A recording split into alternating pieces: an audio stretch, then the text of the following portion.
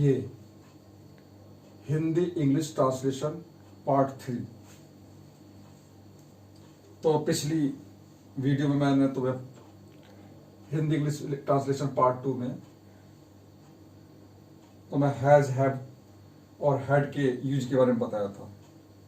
तो उसे कैसे क्लियर करें? अब देखो, जैसे एक बार फिर देखो, जैसे लिखना पड़ता है, लिखना पड़ता है तो क्या होता है? पर कहा था हैव टू राइट।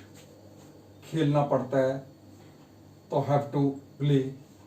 तो एक हमारे उसे खेलना पड़ता है तो ही हैज टू प्ले। तो जैसे लिखना पड़ता है हैज हैव टू राइट, ऐसे लिखना पड़ा था तो हैड टू राइट, लिखना पड़ेगा तो विल हैव टू राइट, ये बताया था मैंने।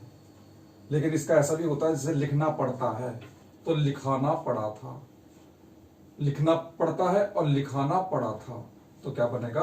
Had to be written.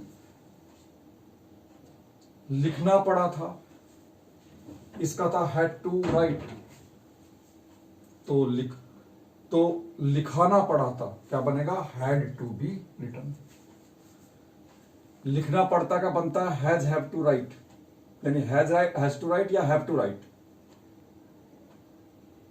तो लिखाना पड़ता है has have to be written. जैसे उसे पत्र लिखना पड़ता है, he has to write a letter. Letter लिखाना पड़ता है, a letter has to be written.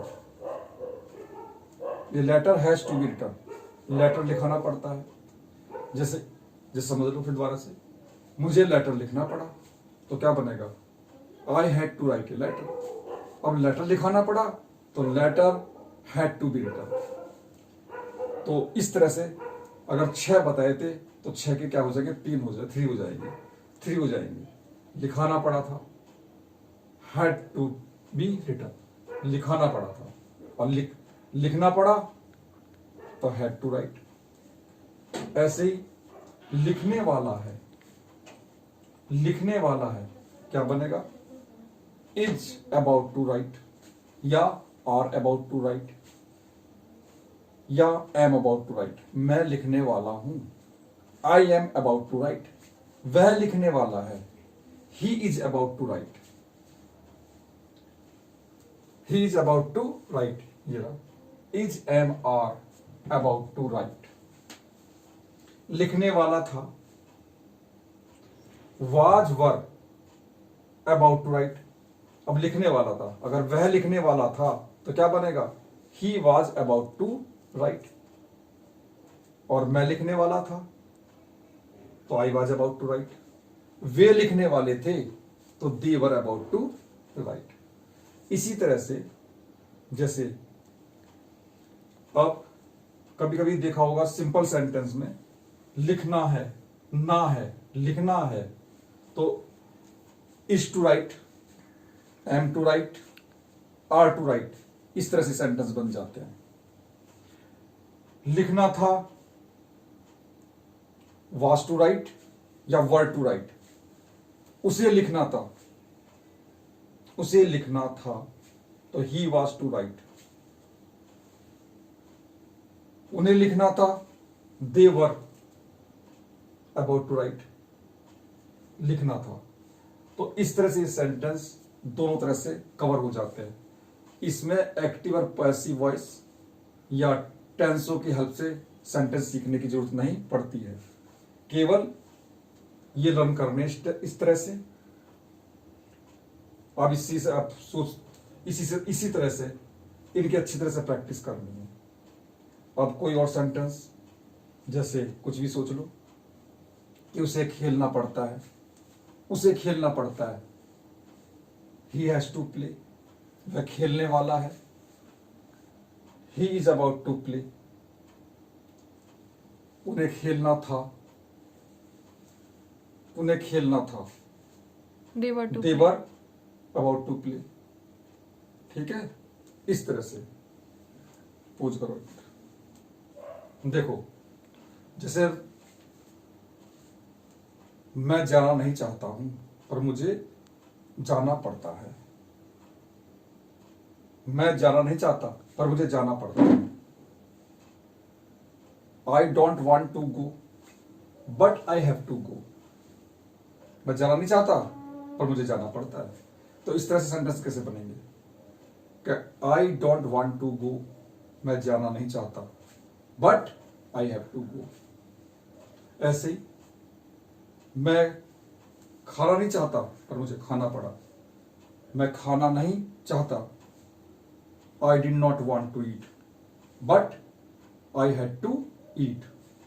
तो इन सेंटेंस में इस तरह से इनको यूज करते हैं जो मैंने अभी तुम्हें सारा बताया है। एक मिनट देखो, जो मैंने पहले बताया था उनका यूज करना है, लेकिन अब एक चीज मैं बता रहा हूं जो हर सेंटेंस में काम आएगी तुम्हें। अगर कोई सेंटेंस को नेगेटिव में करना है, जैसे वह घर पर है, ही इज एट होम, और हमें कहना है कि वह घर पर नहीं है, तो हो जाएगा ये ही इज नॉट एट होम। अगर क्या वह घर पर है, क्या वह घर पर है, तो हम क्या करेंगे, इज को उठा के पहले ले आएंगे ही से। इज